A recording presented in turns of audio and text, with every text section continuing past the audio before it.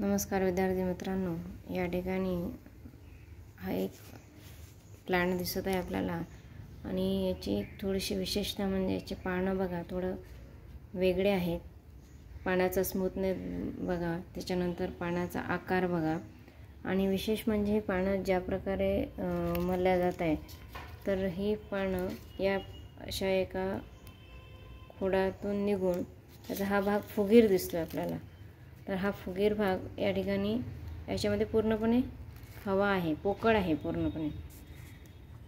त्यानंतर याला हे फुलं जे उमललेले आहे, खूप सुंदर असं फूल या ठिकाणी उमललेलं आहे आणि एकाच फांदीतून एकाच याला जवळपास 4-5 फुलं उमललेले आहे। आणि त्या फुलांची विशेषता म्हणजे याच्या प्रत्येक फुलाच्या एकाच पाकळीवर असा एक निळसर रंगाचा आजूबाजूला शेड आणि मध्ये एक पिवळा ठिपका असा दिसतो, जणू काही कृष्णाचं मोरपीस या ठिकाणी किंवा मोराचं मोरपीस या ठिकाणी असं भासत आहे।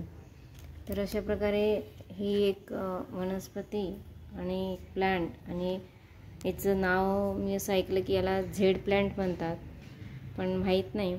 पण तुम्हाला जर कोणाला माहीत असेल आणि याची काय विशेषता आहे किंवा हे कोणत्या एरियामध्ये राहतो, याची विशेषता असं आहे की या झाडाला खूप जास्त पण पाण्याची गरज नाही आणि खूप कमी पण पाण्याची गरज नाही। जास्त पाणी जर असेल तर हे झाड लवकर त्या ठिकाणी सडल्यासारखं होतं, मरून जातं, आणि कमी पाणी असेल तर असं भाजल्यासारखं होतं। तर अशा